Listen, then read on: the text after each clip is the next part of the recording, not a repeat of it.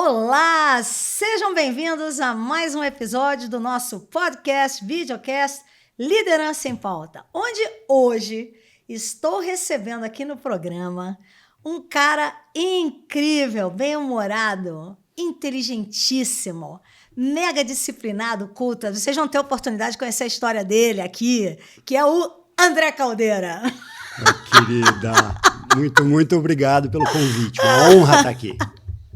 Gente, olha só, o André Caldeira, ele é um profissional com mais de 20 anos de experiência no mundo de marketing, RH.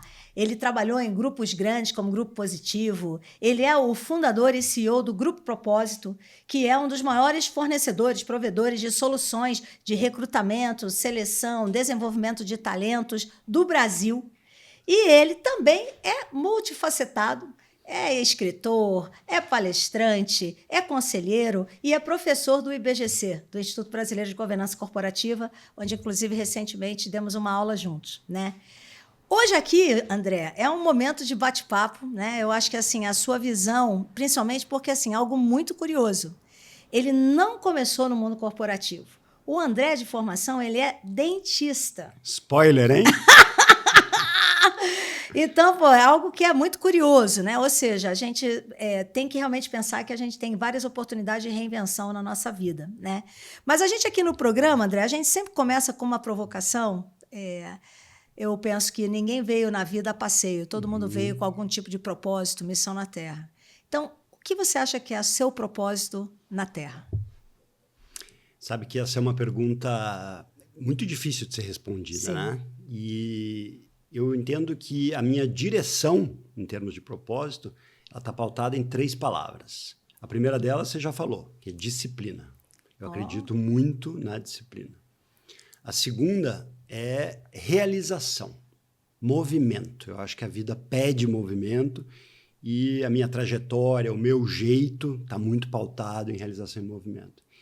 E a terceira é inspiração, Cláudia, porque eu acho que sem inspiração a gente não segue adiante. Sim. E a inspiração é o que puxa para colocar a disciplina e dar sequência no movimento. Então, quando eu coloco essas 3 coisas juntas, eu somo para tentar responder a essa palavra do meu propósito, que é fazer isso inicialmente comigo mesmo e depois com todas as pessoas com as quais eu possa conviver. Projetos que eu faça, candidatos, empresas que eu interajo, a nossa relação. E aí você vai trocando e você vai ampliando, vai expandindo. Então, acho que é por aí. Cara, eu posso dizer, eu reconheço isso, né? Eu vejo tudo que você faz de buscar desenvolvimento das pessoas, inspiração, seja você inspirar os outros, seja você ter pessoas perto que você convida para poder, né, se mostrar e inspirar os demais. Ou seja, você inspira e é inspirado, né? E eu pude ver isso porque, assim, ele tem um programa muito legal, que é o Conversas com Propósito, né? Um podcast, assim como Liderança em Pauta, onde eu tive o privilégio de ser entrevistada, né? E onde ele, quinzenalmente, vai ao ar, né? No canal, no LinkedIn dele, onde eu vejo que realmente assim, é muito conteúdo bacana e muitas oportunidades de inspiração para a audiência, né? Então, eu vejo que você realmente é aquele cara que walk the talk. Você faz o que fala. Sabe que, para mim, tem que fazer sentido em relação ao que eu acredito. Então, eu chamo as pessoas que eu quero conversar, eu faço as perguntas que eu tenho interesse, e aí eu acho que se repercute, se reverbera em mim, tem maiores chances de repercutir e reverberar nos outros. Muito bem. Agora, eu dei o spoiler, né? Você se formou em odontologia. Conta um pouco pra gente, assim, qual que é a sua história, né? E como é que foi essa migração de odonto, primeiro para uma área de marketing, que você trabalhou, né, no Grupo Positivo, muito tempo com isso, e depois para uma vida no mundo de humanas, no fundo, né? Então, assim, lá atrás, 16 anos, eu tinha que fazer vestibular. E eu fui um cara forjado na piscina. Nadei, 5 anos de idade eu tinha bronquite asmática, minha mãe me colocou pela recomendação de um pediatra, e aí eu tratei a bronquite e comecei a competir. E gostei, então, dos 5 aos 18, eu nadei todo o tempo participando de campeonatos, viajando e tal. Não, gente, vocês estão vendo ele sentado, mas realmente o cara tem o porte para Então. alguém que é um nadador profissional. Você mede quanto? 1,90? 1,92. 1,92. Realmente, E o que acontece é que a natação ela é uma escola de disciplina. sim. Porque você está ali contando azulejo, você com você mesmo, e tentando se superar, para depois poder superar os seus concorrentes, né? Então, eu fiz isso. Aos 16 anos eu tinha que escolher o que eu vou fazer no vestibular. E eu não tinha a menor ideia. Imaturidade e tal. E aí eu passei pela lista de cursos, acabou, não tinha ideia do que eu ia fazer. Eu falei, bom, então eu vou pelo grau de desafio. Qual que é o mais difícil? Estou falando em 84 isso. Ó. Primeiro, medicina. Não, medicina tem muito sangue. Qual que é o segundo? Odonto. Odonto, será que eu posso? Liguei para meu pai e falei, qual que é o nome do teu dentista? Fui até o consultório, fiquei 15 minutos de pé, do lado da cadeira dele, vendo ele trabalhar. Falei, acho que é isso, eu posso fazer isso. Essa foi a profundidade da minha análise vocacional. Mesmo, André? E aí passei no primeiro vestibular, na Federal do Paraná. Né? É muito inteligente. E aí fui fazendo a faculdade e não fui curtindo muito. Acabei terminando, fui trabalhar com odontologia. Você trabalhou? Cheguei a exercer 1 ano e meio. E não era para mim, porque eu sou um cara muito expansivo, eu gosto muito de falar, e dentista você tem 2 tipos, aquele que fala pelos cotovelos e que o paciente fica lá com a boca aberta, o outro é aquele silêncio que você só ouve a musiquinha de fundo. E eu me sentia meio enclausurado naquele ambiente. E naquela época eu dava aula de inglês, e eu adorava dar aula para criança, para adolescente, subir em cima da mesa. Eu falei, esse é o meu mundo. Olha, e aí, social. pela educação, eu me descobri outra pessoa, não era odontologia. E aí fui fazer uma pós daí, em marketing. Meu pai tinha uma agência de publicidade. Fiz um estágio rotativo em todas as áreas da agência e gostei da área de atendimento e planejamento. Sou um cara de relação, a parte comercial, de compreender a história do outro e tal. E aí trabalhei 5 anos na agência do meu pai. Aí a gente vendeu para uma agência muito maior, que tinha escritório aqui em São Paulo, em Brasília, em Curitiba. E aí, 97 para 98, eu já estava casado, casei em 95. Agora, ano que vem, faço 30 anos de casado. Caramba, que legal, benção a Deus. Maravilhosa. E aí, tenho 2 filhos com ela. Eu falei, a vida está ficando muito boa. Sabe aquela zona de conforto perigosa? Virei para ela e falei assim, eu queria ir buscar um sonho que eu sempre tive, que é de estudar e morar fora. Estou a fim de fazer um MBA full-time fora. Você está comigo? Vamos. E aí comecei todo o processo de aplicar, fazer GMAT, aquilo tudo. Sim. E aí fomos para Los Angeles. Sim, você fez o CLA, né? E o CLA. E aí fiquei 2 anos lá. Você já tinha filhos? Não, você foi só Não, você e ela? só eu e ela. Que legal, é uma época boa também curtir isso com o casal, né? Muito bom. Eu estava com 30 anos. Eu também fiz MBA com 30. Já estava com uma experiência razoável, eu diria. E aí eu brincava que era assim, eles tinham aceitado 299 pessoas que fazia sentido e um dentista ex-nadador. Naquela época eu já era um representante da diversidade, você veja, nem falava sobre isso, porque eu era o latino, né? Dentista completamente diferente e tal. E aí fiz um summer job em Nova York, em consultoria estratégica, e acabei recebi uma oferta full-time, mas resolvi voltar para o Brasil para ser sócio de uma incubadora de projetos de internet. Um pouco antes da bolha de internet estourar ali no ano de 2000. E aí voltei, estava sem trabalho, porque a empresa que eu era sócio deixou de existir, porque a bolha estourou.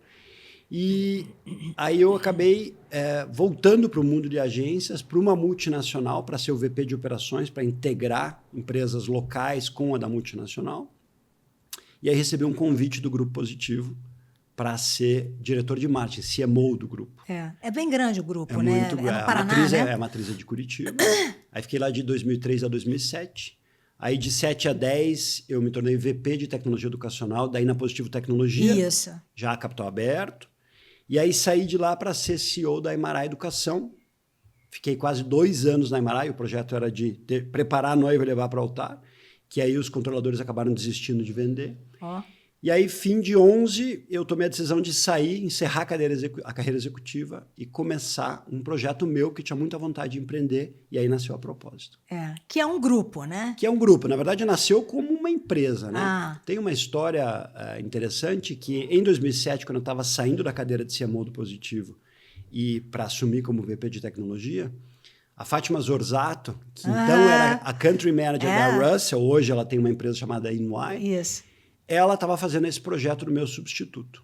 E aí, quando eu estava em São Paulo aqui entrevistando alguns candidatos, que poderiam ser meus potenciais substitutos, ela vira para mim num café no intervalo e fala assim, deixa eu te perguntar uma coisa, já pensou em ser headhunter? Eu falei, não. Por quê? Cara, você leva muito jeito para isso. E eu precisava te dizer isso, você off-limits para mim, mas... E ela plantou aquela sementinha lá em 2007. Olha. Passa 4 anos e meio, e aí eu pensando, o que eu posso fazer? E eu tinha lido um livro chamado Sincronicidade, do Joseph Jaworski. Sim. Que é um livro muito bacana, porque ele foi executivo da Shell, e ele fala muito sobre descobrir seu propósito e tal. E aquilo foi, talvez, o gatilho para eu falar, não, eu vou encerrar a carreira executiva, vou tentar empreender, tento 5 anos. Se der certo, show. Se não der certo, eu volto daqui a 5 anos, provavelmente como CMO de alguma empresa, e imagina, de lá para cá, a história. Aí o grupo só cresceu, né? Então, aí a Propósito foi a primeira empresa. Aí, em 2020, uma época ótima para se lançar uma nova empresa, em plena pandemia. A gente lança a Agile People Solutions, que é um espelho da Propósito, mas voltada para o middle management, né? Média gestão. E a gente começou a incubar uma empresa de tecnologia que hoje chama-se Pro Digital HR, que é um sistema de gestão de RH com soluções digitais de feedback, avaliação de desempenho, clima e cultura e por aí vai. Para tentar trazer estrutura e indicadores, gestão de indicadores para o mundo do RH, que precisa cada vez mais de gestão. Entendi. E o grupo é isso. Então, assim, a gente vive muito essa realidade de talentos. E aí, com isso, eu acabei também expandindo a minha atuação no IBGC como professor. Isso. E hoje eu tenho contato com 1 zilhão de pessoas em diferentes organizações, em diferentes geografias. Foi. Né? E você acaba também fazendo muitas posições para conselho também, muitas né? Como posições Hunter, de conselho, né? Exatamente. A gente faz muita posição de conselho, muita posição C-level, né? Tem um time, obviamente, que me apoia, né? Sim, claro. E aí eu tenho tempo para essas ideias, iniciativas como Conversas com Propósito Podcast, Sim. né? A gente, né? Você esteve lá já como minha convidada. Foi muito legal. E eu, assim, sou um cara que gosta muito de seguir aprendendo, sabe? Eu leio muito e tudo aquilo que faz sentido para mim é o que alimenta para eu trazer para o podcast, para eu escrever os textos, para eu usar nas palestras. Então, eu jamais poderia ter ficado naquele consultório de odontologia. Então... Não, isso não ia oferecer ao mundo toda a inspiração que você oferece. Você está sendo generosa. Obrigado. Não, gente, falando sério, segue no LinkedIn o perfil do André Caldeira. Eu até antes de começar aqui a gravação, eu estava parabenizando, porque assim, a gente acaba também tendo muitos gostos em comum. Ele é um fã dos podcasts da Brené Brown, eu também. Vários livros que ele escreve a respeito no LinkedIn dele, né? Ele faz resumos, ele faz correlações com o que ele vive.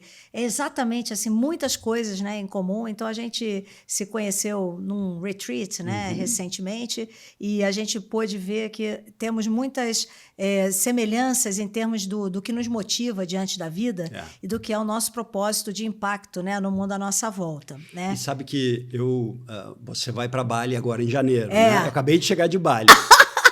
E eu tento, à medida que eu vou passando por experiências, porque Bali é uma experiência muito transformadora, né? E aí, isso que eu tô querendo viver. O meu último texto é sobre os aprendizados de Bali.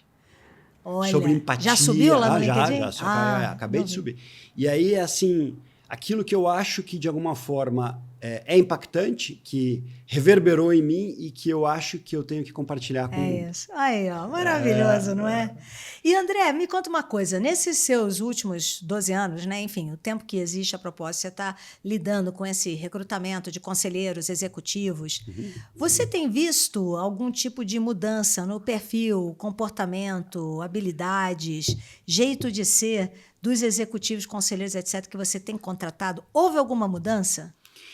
Eu acho que catalisado fortemente pela pandemia, mas já vinha antes, eu vejo que o tema do autoconhecimento vem tomando uma importância cada vez maior, seja por dor, necessidade de reação, seja por trajetória pessoal de tentativa de desenvolvimento. E aí, quando a gente pensa em autoconhecimento, para eu ser um líder, eu preciso me conhecer. Então, tem um conceito anterior que é o da autoliderança. Isso. E aí, quando você fala do walk the talk, eu sou muito cuidadoso porque eu não acredito em gurus. Sim. Né? Tem aquela fala, que é um ditado budista, que diz assim, se você encontrar um guru no caminho, você tem que matá-lo. Porque as respostas não estão nele. As respostas estão em você. Muito bem. Excelente. Então, eu acho que autoliderança é o princípio inicial que está ligado ao autoconhecimento e que daí se conecta com várias outras coisas. Por exemplo, escutativa. Pensa na dificuldade que a gente tem depois da pandemia, já vinha antes, somos todos hoje junkies digitais. É isso. Né? Então, assim, o quão difícil é a habilidade da escutativa, da presença em relação ao outro. Né? A empatia, que é a antítese do tech, esse mundo de inteligência artificial e etc., que a gente obviamente acompanha. Então, esses são alguns exemplos, eu acho, de características de liderança que vêm se sobressaindo, obviamente que tem que estar acompanhadas com geração de resultado. Claro. Porque sempre. a pauta é essa, né? Isso é um essa. sine qua non. Só que o como esse resultado e o quão sustentável esse resultado vai ser e a reverberação desse estilo de liderança no ambiente e nos demais, aí a gente tem uma diferença muito grande. Adorei o que você falou, porque, de fato, né, a gente tem a mesma idade, 56, e o meu primeiro curso de autoconhecimento que eu fui fazer, eu tinha 40 anos de idade. Eu nem sabia o que era isso, né? E foi uma diferença gigante para mim, para minha vida pessoal, profissional, o momento que eu comecei a mergulhar nisso. Eu não entendia porque eu reagia como eu reagia em algumas situações. E só quando você vai fazer isso é que você realmente vai adiante. E quando eu olho, né, a geração dos nossos filhos, a geração Y, Z, eu vejo que as pessoas falam mais abertamente sobre essa visão de buscar o autoconhecimento e o desenvolvimento. Né? E eu acho que tem um lado de trajetória de alguém que começa a entender que isso é importante, mas tem gatilhos. Vou contar uma história pessoal minha. Eu com 35, é isso aí, 2003, eu tinha acabado de começar a trabalhar como CMO do Grupo Positivo, estava assim a 150 por hora. Pensa assim, eu sou um cara que acredita que a gente precisa trabalhar bastante para reproduzir as coisas. Né? Sim. O como é que faz toda a diferença. Exatamente. Mas eu estava ali naquele... E bastante ansioso. E filho pequeno, Lucas, meu mais velho, que hoje tem 23, estava com 2 anos. E aí, minha mãe, que faleceu em 2017, uma pessoa muito importante na minha vida, ela vira para mim e fala assim, filho, você está ansioso demais. A sua mãe. Vamos fazer yoga comigo? Eu falei, imagina, eu não vou ter paciência para isso. Não. Vamos fazer yoga, você vai ver que é uma coisa diferente, eu acho que pode te ancorar e tal. Aí, mãe... Fui lá e fui fazer uma aula com ela. E aí, comecei a fazer as aulas, comecei a sentir que estava me fazendo bem. Deu uns 2 meses daquilo, o professor, terminando uma aula, ele falou assim, André, você pode ficar um pouquinho? Aí eu falei, claro. Aí saiu todo mundo da sala, ele fechou a porta, ele falou assim, cara, é o seguinte, teu perfil é um perfil que, você está com 35, até os 40, você vai infartar certamente. E o teu biotipo não é de um infarto leve. É mesmo, ele te deu esse susto. E deve ser vivência dele, será? Então, aí eu achei que ele estava brincando.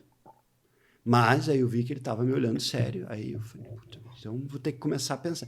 E ali começa a minha jornada de tentar me entender um pouco mais. Olha, esse foi o gatilho. As primeiras sementes, por exemplo, do processo de meditação, que hoje é uma coisa que eu faço diariamente, estão lá.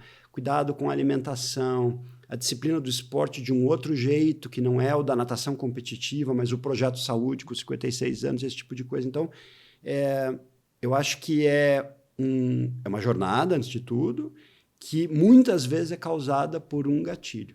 E nas minhas trocas com diferentes tipos de executivos, executivas, conselheiros, conselheiras, eu percebo as pessoas mais atentas a isso por uma necessidade. Seja porque elas estão adoecendo, seja porque elas estão preocupadas com o impacto que elas vão causar ou deixar de causar no entorno, começando pelas famílias. Sim. Porque é aquela história. Mundo corporativo, mundo da razão. Aí você vai falar com um executivo, uma executiva, e você traz a família, traz os filhos. Aí A pessoa que está muda. estressada já começa a chorar, já, porque existe uma tensão. bomba de pressão ali que precisa ser tratada. Sim, exatamente. E quando você chega e olha, né, esse momento que a gente vive, que eu acho que é um momento assim de muita pressão, muito estresse, isso tem solução? Ou seja, o mundo está mais difícil bater meta. Acho que todos nós que estamos acompanhando, né, os resultados das empresas, a gente vê isso.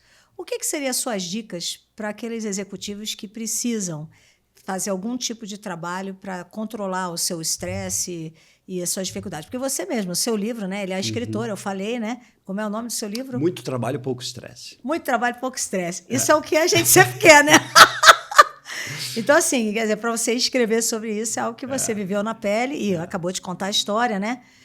O que fazer para conseguir aliviar esses sintomas? O que você daria de dicas para as pessoas? Eu não acredito em fórmula fácil. Sim. Né? Aquela coisa assim, 7 passos para o sucesso e tal, não é assim, né? Então, Muito Trabalho e Pouco Estresse traz a história do Joe Labor, que é o personagem que eu criei, que acabou fazendo um barulho muito grande. Eu cheguei a ter um blog na Exame por conta do livro chamado Muito Trabalho e Pouco Estresse. Isso 2014 ou 15, mais ou menos. Licenciei o Joe Labor como personagem para campanhas de comunicação interna para Bradesco, grandes empresas, sabe? E esse é um tema que eu acompanho com bastante atenção, porque quando a gente olha para o que aconteceu, principalmente depois da pandemia, Sim. quando os limites de trabalho e vida pessoal começaram a ficar mais tênues. tênues, Deixou até de existir mais limite. difíceis, né? Eu acho que a busca por um tipo de tratamento em relação a isso, seja das pessoas ou das organizações, porque se a gente pensar, tem um custo gigantesco. Antigamente, era industrial, a gente falava em absenteísmo. Isso. Hoje o tema é presenteísmo. A pessoa está ali, trabalhando, está ali, mas não tem ninguém em casa. A luz está acesa, não tem ninguém em casa. Ou então pensa o seguinte, você tem um determinado tipo de talento, essa pessoa está trabalhando, você está remunerando, mas aquele talento está aparecendo 50%, porque a pessoa está esgotada. Então, olha que interessante. Dicas, eu acho que tem. O primeiro ponto é a pessoa reconhecer. Porque se não for algo legítimo da pessoa, não vai funcionar. Não vai. É que nem alguém chegar para mim e dizer assim, André, você precisa começar a correr porque você vai fazer a maratona e tal, tal, tal. Se eu achar que eu não preciso correr, eu não vou fazer isso. É isso. Né? E aí eu acho que tem, de novo, o arco de ligação com o autoconhecimento. Sim. Que é, bom, o que eu hoje vivo e o que eu gostaria de mudar. E aí é muito difícil fazer isso sozinho. Muito difícil. Então, você precisa ter uma ajuda externa, que pode ser terapia, pode ser uma mentoria, pode ser um bom processo de coaching. Agora, recentemente, a Vicky Bloch, que já esteve aqui com você e esteve comigo no Conversa com Propósito, ela fez, não sei se acompanhou isso, uma carta aberta ao Pedro Bial, que criticou os profissionais de coaching. Eu faço coaching executivo. Minha formação em Colômbia, como a dela, indicação dela, inclusive. Sim. Então, acho que um bom processo de coaching, ele é fundamental para trabalhar o autoconhecimento e as escolhas dos profissionais. Então, assim, eu acho que se eu for dar uma boa dica, é essa. Procure ajuda especializada, não medicamentosa somente, depende do caso, né? Depende do caso. Mas procure ajuda e tente tratar não o sintoma, mas a causa. E aí esse processo às vezes é mais dolorido, mas certamente é o mais sustentável. É o mais sustentável. Cara, e muito interessante isso você falar, né? Aqui sempre é um bate-papo, porque quando eu penso, né, em momentos que eu vivia de muita pressão, muito estresse, principalmente na minha época de executiva, eu não tinha autoconhecimento, como eu falei, comecei com 40 anos a estudar sobre isso. E eu fiz uma formação em psicologia positiva, onde lá eu aprendi sobre os pilares, né, do bem-estar, né, o que você faz para você ter mais saúde mental, mais felicidade, que eles chamam que é o Inspire, né? Que é você, de uma maneira equilibrada, estar diariamente se avaliando o quanto você está cuidando de uma maneira proativa, positiva, do seu lado espiritual, físico, intelectual, relacional e emocional. Uhum. E muitas vezes, né, a gente pensa assim, mas se eu cuidar disso, é certeza que eu não vou ter estresse ou não? Não é certeza. Mas também, se você não cuidar, você, de fato, tem uma maior chance de ter manifestações que, dependendo do grau de ansiedade e estresse, pode realmente levar até ficar internado, crise de pânico e coisas assim. E você falou dessa questão da a busca, às vezes sozinho não é, mas e coletivo, né? Às vezes é muito bom com ajuda. Por isso que eu acredito e montei a Mentoria Sharp, porque eu acho que é uma oportunidade, ao ser feita em grupos de 12 pessoas, da gente ter um grupo de apoio, onde as pessoas vão poder se conectar para se sentirem mais engajadas a começar a cuidar. Eu dou dica, eu falo do Spire, mas, claro, cada um tem várias ferramentas, passos, sem adotar gurus específicos, mas muito do que a gente lê, a gente vai em cada lugar que a gente lê aprendendo alguma coisa para trazer para o nosso dia a dia, né? E o que eu vejo é que, em muitos casos, as pessoas sequer têm a consciência do que está pegando ou do que está faltando. Então, o processo ele passa assim, deixa eu olhar para mim, deixa eu lembrar de aprender ou reaprender a respirar. Contemplar. Se a gente pensa assim, no tamaninho que a gente tem no grande espaço, no grande tempo, os nossos problemas são desse tamanho, mas a gente se consome, e aí essa coisa da meta trimestral, ela faz com que a gente fique muito curto prazista. Muito curto prazista. E aí, eu acho que essa compreensão maior, meditação é espetacular nesse sentido. Sim, isso é o spiritual. Então, a gente às vezes ouve a palavra espiritual, pensa que é ter uma religião. Não necessariamente. Não, meditação é uma maneira de você cuidar da sua presença, exatamente, né? Da sua alma. Isso. Eu li até um livro recentemente muito bacana, que é o Living Christ, Living Buddha. E ele faz um paralelo, que é agora não vou lembrar o autor, é o mesmo da... Eu já vou lembrar. E ele faz um paralelo sobre grandes homens que, de alguma forma, inspiraram ensinamentos de algo maior. É muito bacana. Ou seja, vivendo Cristo, vivendo o Buda, né? Em português seria esse o nome. Exatamente, Muito bom. E, cara, quando a gente olha, você estava falando, né? Realmente, a gente vive um mundo corporativo muito de curto prazo, mas a gente, principalmente quem está em conselho, olha muito para o futuro, as tendências, o impacto nos negócios. Quais tendências você acredita, olhando para frente, você acredita que moldarão, né, a forma e o jeito de trabalhar e as personalidades, os comportamentos dos líderes nos próximos 5 a 10 anos? Pô, se eu tiver essa resposta exata, eu vou ganhar uma grana. Já vai fazer um curso que prepare para seu futuro. Não, eu acho que a primeira coisa é o exercício da humildade. Olha. Por quê? Porque a gente tem que, de alguma vez por todas, reconhecer que a gente não tem controle sobre as coisas. A pandemia nos mostrou isso, e a gente vê o pêndulo voltando, a Amazon agora anunciando, todo mundo vai voltar presencial e tal, como se fosse assim, não, vamos jogar para baixo do tapete aquilo tudo que aconteceu, quando, na verdade, tem uma série de aprendizados ali. Sim. Então, humildade, eu acho que é algo muito importante, que, de alguma forma, desperta a curiosidade para seguir aprendendo. Certo? Eterno aprendiz. Lifelong learning. Então, quando a gente se coloca nessa condição de aprendiz, e eu sempre digo, isso vale para um CEO, vale para um líder numa empresa, um gerente, um diretor, vale para um conselheiro. Sim. Porque foi-se a época onde o conselheiro vai ter as respostas muito mais importantes. Você sabe disso melhor do que ninguém. São boas as perguntas. Isso aí. O que será que a gente está deixando de discutir? O que a gente não está vendo? O que me leva a um segundo aspecto que eu acho que é muito importante, que é conseguir construir junto com o outro. Colaboração. Espírito coletivo. Porque não tem super-homem ou Mulher Maravilha. Sempre digo isso. O que tem é Liga da Justiça. E a Liga da Justiça, ela está na liderança e está nos conselhos. Então, veja, a gente constrói juntos. Se a gente está aqui nesse bate-papo. Se a gente está tentando entregar um projeto, chegar a uma meta, trabalhando juntos num conselho, encarando um tema de sucessão estratégica numa empresa, conduzindo um projeto de M&A, enfim, qualquer que seja o desafio.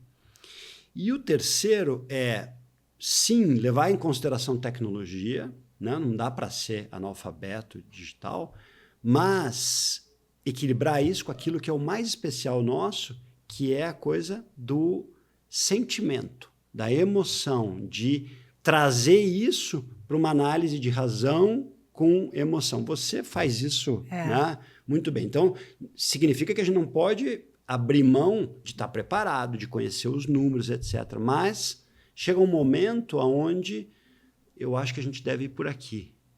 Isso aqui parece fazer mais sentido, porque a gente não tem mais a bola de cristal, a gente não tem o controle. Então, acho que a soma dessas três coisas pode ajudar muito para os próximos, talvez, 3 anos. Vamos ver o que vai acontecer nesses 3 anos. É isso. Né? Pô, muito interessante, né? Porque eu mesmo fiz a pergunta para você e quando eu refletia sobre perguntar qual tendência você acha que vai afetar, né, e impactar o comportamento dos líderes nos próximos 5 a 10 anos. Eu pensei muito em assim, tendências mercadológicas, né, a mudança do consumidor, que está mudando, muitos hábitos de consumo. Eu pensei em umas coisas mais raras, pensei a própria tecnologia, mas no final das contas, assim, essas tendências que a gente está lendo, sabe que está vindo, está acontecendo, né, elas acabam impactando a forma que a empresa tem que se relacionar com os clientes ou com os colaboradores, né?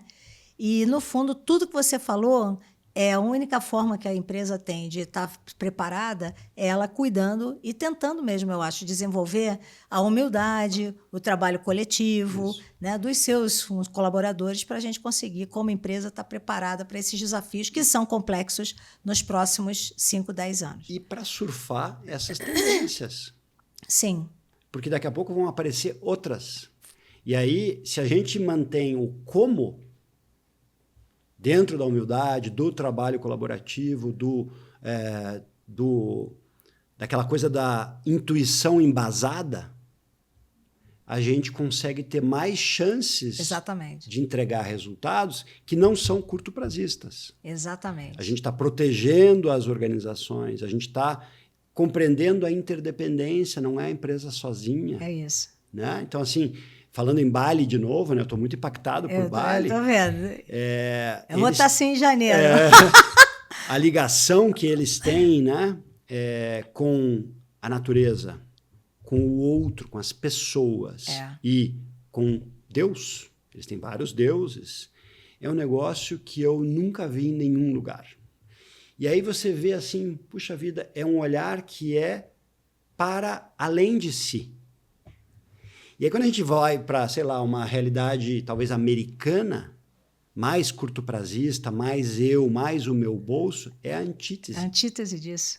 E o mundo que a gente está vivendo, ele nos mostra que a gente precisa olhar a coisa mais expandida, olhando o planeta, olhando... Né? Então, eu acho que é mais por aí. E, de novo, a humildade. Porque é o nosso tamanho e o pequeno período que a gente tem de existência nessa Terra. É isso mesmo. E me conta uma coisa, a gente está falando muito, né, de conceitos aqui, que eu acho que quem está, às vezes, já numa empresa grande, a gente vive mais corriqueiramente, né? Mas muita da nossa audiência são pessoas que, às vezes, estão começando o seu negócio, né? Empreendedores, estão colocando de pé uma ideia, uma startup. Que conselhos você daria para um empreendedor, né, que está começando a montar os seus times, a sua cultura corporativa, para que ele consiga montar uma cultura forte, né, que sustente um negócio, né, numa perspectiva ampla e talvez trazendo para dentro todos esses pontos que você está muito bem descrevendo? Acho que tem 2 coisas que são muito importantes que me ocorrem aqui. A primeira tem um livro do Peter Senge, A Quinta Disciplina. A Quinta Disciplina. Né? Que é um clássico, um livraço. Assim, né? E lá no Quinta Disciplina, quando eu li, ele fala que o negócio que você tem como empreendedor inicial certamente não será o mesmo à medida que você parir o filho. porque você começa a ser exposto ao mercado, à reação do cliente, aos concorrentes. Você mesmo se transforma como empreendedor. Então, a postura de você acompanhar e ir fazendo ajustes, ela é muito bom. Muito importante, muito importante. E a segunda, falando em cultura, é do que é que você não abre mão. Porque tem alguns aspectos que são inegociáveis. Eu trago aqui de novo para a minha história. Quando eu comecei a Propósito, o Grupo Propósito, hoje eu tenho sócio, a gente tem um time lá de quase 50 pessoas, mas tem algumas coisas que são inegociáveis. E para nós, uma delas é a ética e outra é o respeito. E por que isso? Porque na minha vida corporativa, eu vivi situações que me impactaram muito e que eu pensava assim... Se eu tiver uma empresa, isso não vai estar lá. Não vai estar lá. E isso não precisa estar escrito na parede. Não. Até tá. Mas é no dia a dia, é em como eu ajo, em como as pessoas agem, que você tem aquilo cristalizado e, de forma recorrente, algo vivo. Acho que cultura, não tenho certeza, cultura é um bicho vivo. É isso aí. Né? Então, a gente também tem uma evolução. Mas tem aquelas características assim, sabe, código genético essencial, o que não é negociável. Acho que isso é muito importante. Excelente. Então, mudança com aquilo que é core, que é aquilo que é essencial e que você não abre mão. Acho que essas duas coisas... Parece contraditório, parece paradoxal, mas não é. Mas não é. Não é paradoxal e, sinceramente, o primeiro que você narrou, que é essa certa mobilidade, flexibilidade, Isso. e corrigindo rota, Isso. Quem não tiver isso, o empreendedor que não implantar ou não tiver uma empresa que tenha isso na sua cultura, diante desse mundo, VUCA ou BANI, não Exatamente, importa, que a gente coisa. vive, não vai se dar bem. Não vai se dar bem. Porque cada vez mais, mudanças mais rápidas, mais complexidade, enfim. Então, precisa ter esse olho no peixe, olho no gato, né? Como eu brinco. E, de fato, na hora da dúvida, na hora de ter uma negociação, se você não tiver clareza dos seus valores, você se perde. É que nem, eu acho que a gente cria os nossos filhos para que eles tenham essa bússola interna, né? Sabe que para não se perder. Você falando isso, eu lembrei de um conceito que eu acredito muito na governança, que é a governança ambidestra.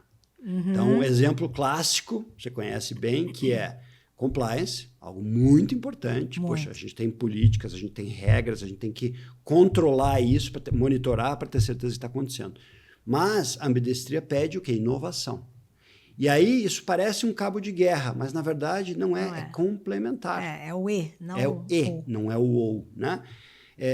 Lembrei disso porque quando a gente olha para a carreira de um empreendedor ou para um projeto, um negócio, é a mesma coisa. É E, não é O. Porque a gente tem que conviver com a ausência de controle. Isso. Ao mesmo tempo, com a humildade, para ver como é que está a aceitação, o que o concorrente está fazendo, o que eu acredito, aonde que tem a dor.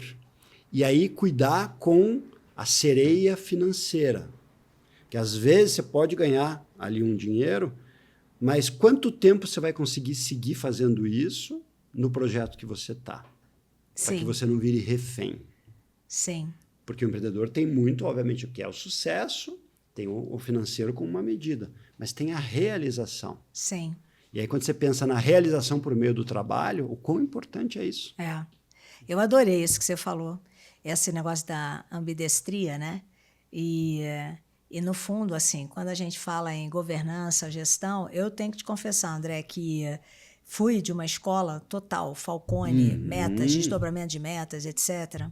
Hoje percebo, a gente precisa de um mundo mais colaborativo, um trabalho em equipe, mas continuamos a falar de meta individual. O que parece também paradoxal. Sinceramente, às vezes às vezes não é. E eu hoje tenho uma visão que a gente tem que ter velocidade e algum controle. Tipo assim, se eu tiver que ter 50 mil indicadores, ou muitos indicadores, para ter muita certeza que o plano está sendo executado, mas isso vai demorar uma execução de um plano talvez um pouco mais longa, e ter talvez menos indicadores, permitindo mais flexibilidade da tomada de decisão na ponta. Para que um projeto ganhe velocidade, eu opto por esse segundo caminho.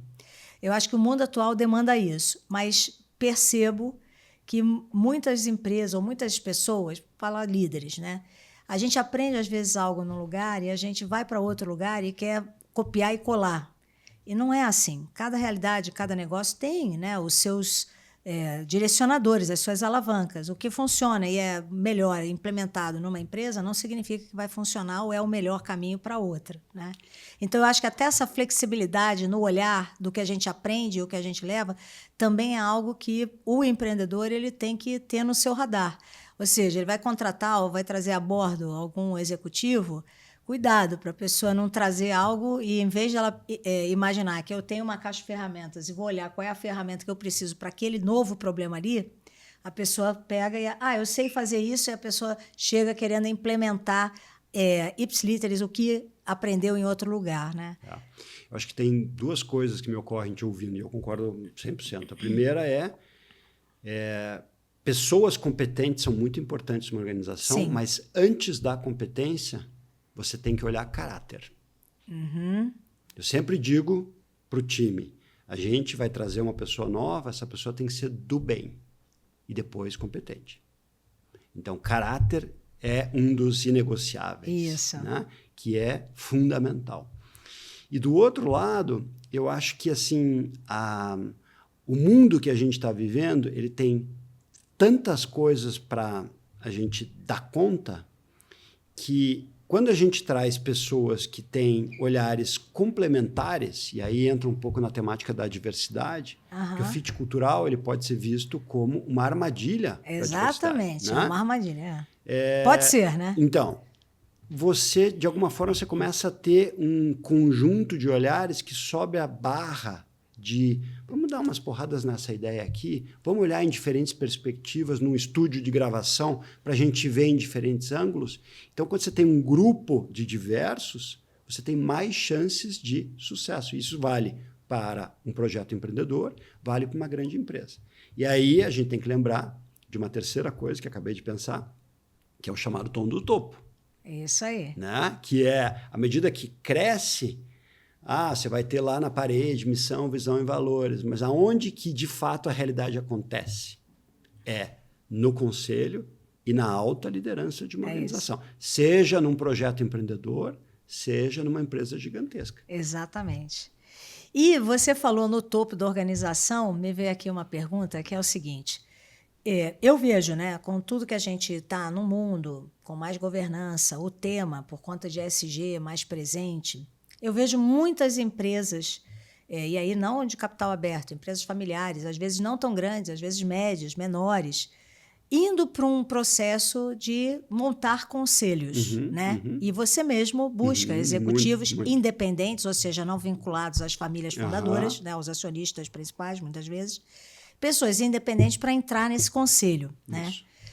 Qual a sua análise sobre a implantação de governança nas empresas, trazer conselheiros independentes? Como que você vê que isso ajuda a evolução da governança corporativa num negócio? Você sabe que eu tenho aí algumas métricas, né? Por dar aula no IBGC, então, assim, números aproximados, taxa de sobrevivência de primeira para segunda geração das familiares, 30%. Sobrevivência da empresa? Da empresa. Olha. Segunda para terceira, 12%. Terceira para quarta, 4%. Caramba. O único jeito de combater essa estatística é com governança corporativa e familiar. Só que a fórmula não é pronta. Não é one size fits all, uma solução para todas as empresas. Se a gente pega lá o código de boas práticas do IBGC e quer simplesmente fazer um download daquilo para a empresa, é claro que não faz o menor sentido. Então você tem que olhar para o entorno, para o ambiente, para ver o que faz sentido. Como é que são as relações entre esses acionistas? Quais são os motivadores ou as dores da geração atual? O quanto essa geração acredita ou precisa de governança? Para daí, e aí a gente faz projetos de diagnóstico de grau de maturidade de governança. Né? É um serviço que a gente faz na Propósito também. Para a empresa familiar, vários projetos em vários lugares. Muito bom, hein? Isso é muito importante para daí você ver, de fato existe o ambiente e a necessidade para um conselho, por exemplo, consultivo? Qual que é a diferença de um conselho de administração e um consultivo? Não estou falando isso para você, mas para quem está nos ouvindo. Né? Você pode começar com um consultivo que não tem um papel de deliberação, de votação.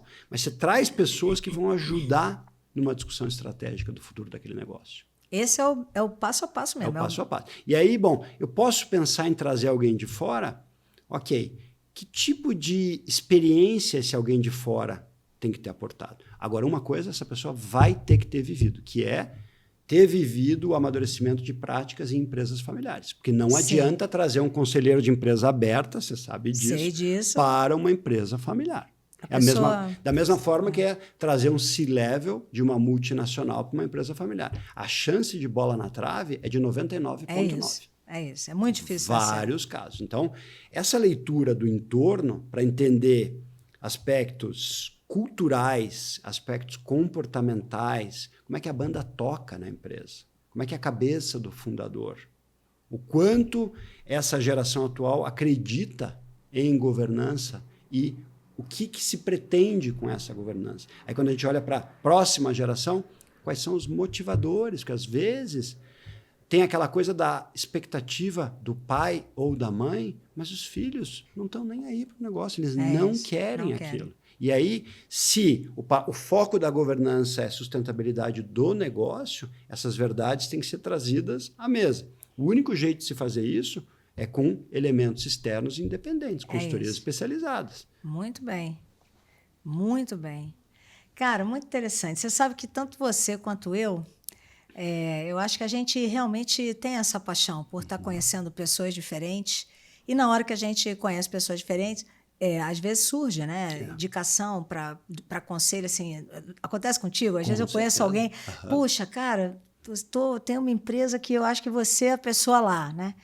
E, no fundo, você é um curioso por conhecer pessoas e, assim como eu, no seu podcast, está sempre convidando pessoas interessantíssimas, empresários, executivos, conselheiros, de todas as pessoas que você já entrevistou no seu podcast. Você vai me perguntar qual que foi a mais bacana? Não. Cláudia Elisa. Não, na verdade, eu ia perguntar, de toda essa galera, quais são os pontos em comum que você vê entre todas as pessoas com quem você já falou lá? E, na verdade, uma segunda pergunta, quais foram os maiores aprendizados que você se inspirou nas pessoas que você ouviu? Bom, primeiro, é uma curadoria pessoal. Sim. Então, assim como aqui, né, no teu podcast, né, Liderança em Pauta, eu só chamo quem eu gosto e admiro. Legal. E aí, puxa, se eu gosto e admiro, aí eu vou me preparar para tentar extrair boas histórias daquelas pessoas. E as boas histórias, elas são o elemento de conexão de todos os episódios, né? Essa aqui, 24, é o nosso primeiro ano. Essa semana eu coloquei o episódio 17, que entrevistei o Raul Matos, que é o CEO da Biscoitê, uma história maravilhosa. Então, assim, quando a gente consegue chegar na essência das histórias, e principalmente não somente histórias de sucesso, mas histórias de tropeço, de dificuldade, porque todo mundo tem dor de barriga. Todo mundo, gente. Né? Então, aí existe a identificação. Então, eu sempre sinto o seguinte, se numa conversa aquilo me pega, ecoa, reverbera, tem muito mais chance de reverberar para... E o que tem acontecido agora, que é muito interessante, é que as empresas de assessoria de imprensa e PR descobriram conversa com propósito. Então, agora eu comecei a ser assediado. Olha, tem aqui o meu CEO, a minha CEO, tem aqui o material, você não quer entrevistar e tal, tal, tal. E eu recebo os materiais, mas eu tenho que fazer a minha lição de casa para ver se de fato eu quero trazer. É isso. Porque não é um espaço... É a mesma coisa que ocorre comigo aqui. Sabe? Então, assim, boas histórias, verdade e aprendizado com pessoas que tragam, ok, o que deu certo e aonde eu tropecei, aonde eu tive dor de barriga. E que tipo de aprendizado isso vai ecoar no outro. Sim. Que no final do dia, quando a pergunta que você me fez no início, né, sobre o meu propósito, quando eu falo sobre a palavra inspiração, eu acho que a gente está precisando muito de inspiração. Sim. Como sociedade. sabe? Como seres humanos, como líderes nas organizações. Então, a gente precisa beber de fontes que nos alimentem, que nos hidratem, que nos nutram. Eu sou um cara que faz dieta de mídia. Eu consumo mídia no limite para não ficar ignorante e não ficar fora da realidade. Isso. Mas eu gasto o meu tempo assistindo boas séries, lendo bons livros, cuidando da minha meditação, para eu poder estar bem comigo mesmo. Porque se eu não estiver bem comigo mesmo, como é que eu vou poder conversar com você aqui? Como é que eu vou poder chamar um convidado para o meu podcast? Como é que eu vou poder ter acabado de chegar de Bali ontem e, sem fuso horário, comparece aqui em São Paulo? E é isso. Depois de um voo cancelado. Depois de um voo cancelado. É isso. É louco, né? Mas eu acho que tem... E aí, quando eu te conheci lá no Retreat, que é essa coisa de uma visão... Não é o otimismo ingênuo, é um otimismo realista, no sentido de acreditar que existe sim o caminho da luz, e aí a gente tem que dar os braços, nós guerreiros da luz, para levar isso para o mundo corporativo que tanto está precisando. É isso mesmo. É muito interessante, assim, falando, né? Acho que você não vai ficar chateado. Lá no Retreat, a gente tinha que falar um pouco do que o que a gente acha que traz para o mundo, né? E aí ele trouxe uma visão dele assim, não, eu quero ser um guerreiro de luz. Isso aí. Né? Isso aí. E eu trouxe a frase que é muito parecida, né? Eu virei e falei assim, não, eu quero estar aqui para que as pessoas sintam que elas podem, né? Então, assim, as nossas histórias, né, têm superações e, no fundo, a gente quer fazer com que os outros tenham clareza, a luz. Isso. E não é só a clareza, elas também se sintam empoderadas, com boa autoestima, para elas entenderem que elas podem ir atrás do caminho que vai na direção da luz que elas querem perseguir. Então, eu vejo... e foi daí que a gente realmente sentiu essa sintonia de muita proximidade, né? E aí que eu acho que o teu programa da mentoria Sharp, ele é sensacional, porque ele permite que pessoas que estão buscando caminhos possam beber dessa fonte, que é uma fonte genuína, e que é uma fonte verdadeira, robusta, porque a gente sabe que tem de um tudo por aí. De tudo. Né? E eu acho que esse tipo de iniciativa, eu sou chamado para muitos projetos e muitas coisas, e eu tenho um cuidado muito grande de aprender a dizer não. Eu demorei para isso. Eu tenho essa dificuldade até hoje, viu? Por isso que eu não sou tão disciplinado. Porque assim, vocês ouviram aqui, vocês entenderam? O cara acorda às 5 da manhã, faz meditação, vai correr, nadar. Cada dia da semana ele tem uma agenda. Depois você faz o quê? Toma café, pouco. Aí ele vai pro trabalho, volta do trabalho. Cara, o cara, super disciplina. Eu tiro o chapéu. Porque eu acho que disciplina é algo... Mas veja, é o nadador. É o nadador. Né? Então tá lá e assim... a minha sócia fala que a minha disciplina é irritante. O Abílio Diniz era um cara com quem eu tive a honra de ter trabalhado, né? Já não está entre nós, mas ele era um cara que a disciplina. Então. E ele falava assim, Claudelisa, eu amo a minha disciplina. Sabe por quê?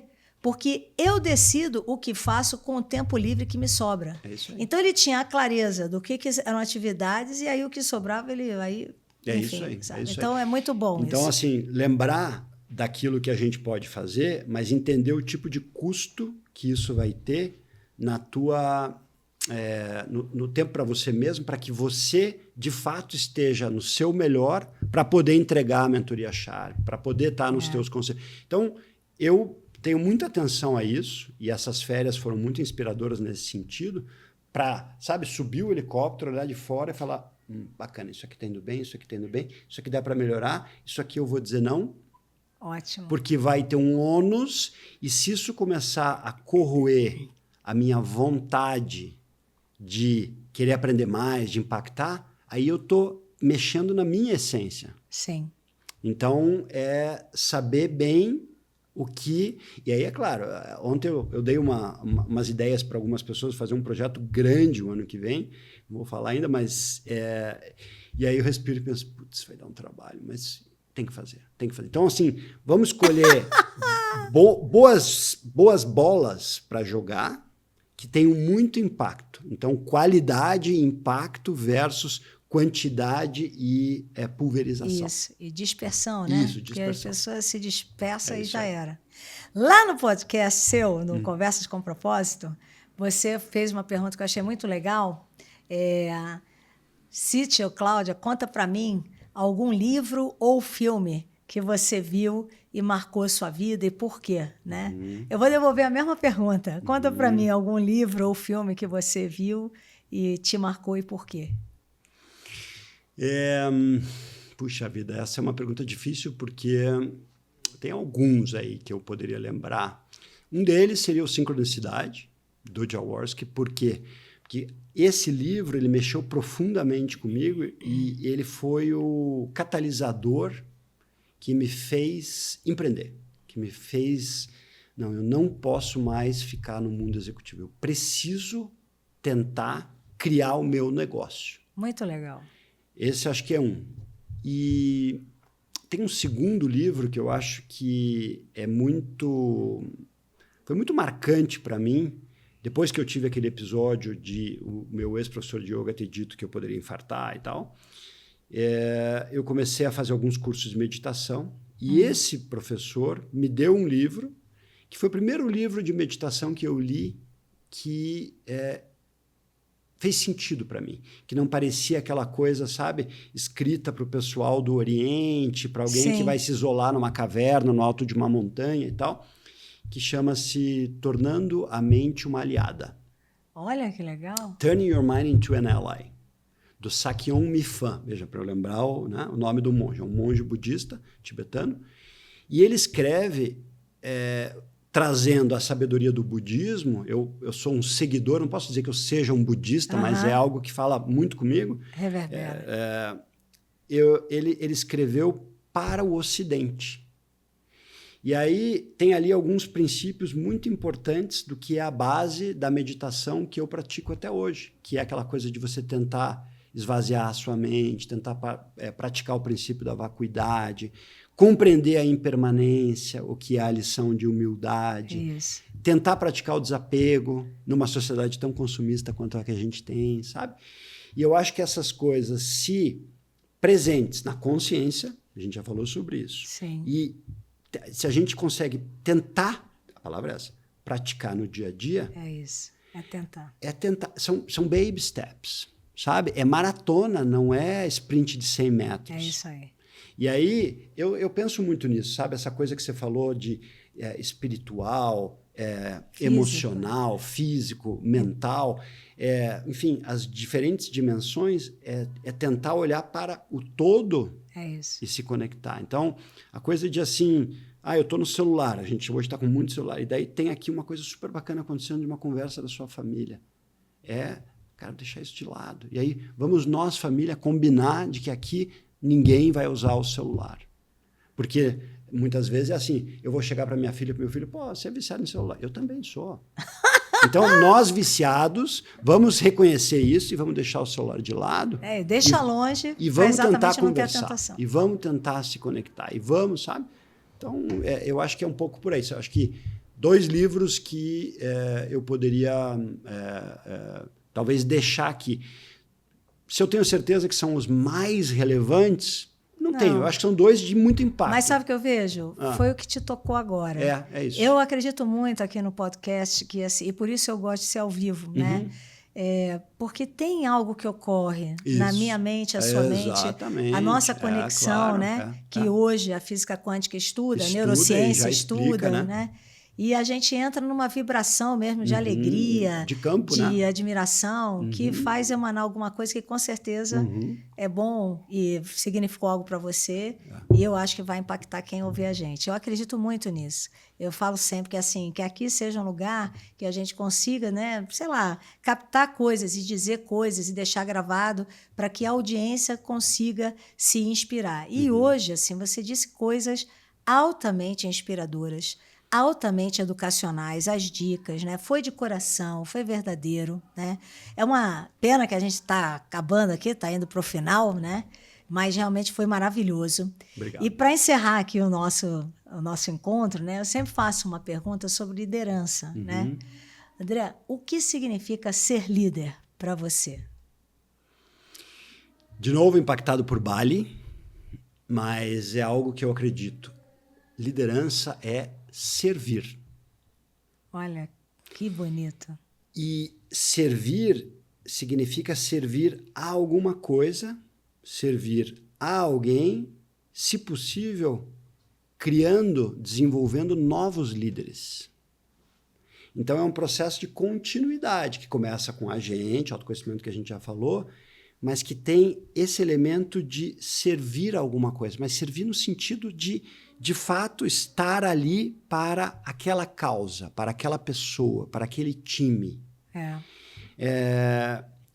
E aí a humildade, de novo, de praticar isso. Quanto mais eu sei, mais eu compreendo que nada sei. Isso aí.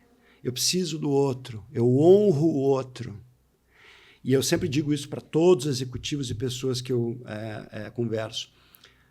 Os ciclos se alternam, as relações se mantêm, se verdadeiras. Muito bem.